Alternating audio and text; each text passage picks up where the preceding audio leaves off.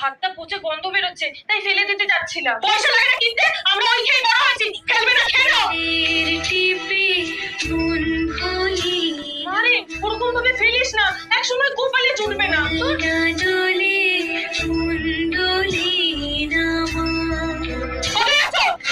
আমার কটা জিনিস লাগবে মা, তাই কিনতে যাচ্ছি। কাকে জিজ্ঞেস করে বেরোচ্ছ? হ্যাঁ, কোথাও যাবে না, বাবুকে ফোন করে বলে খাওয়া নিয়ে আসবে।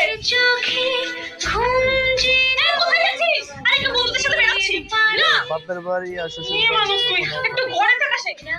তাড়াতাড়ি চলে আসিস।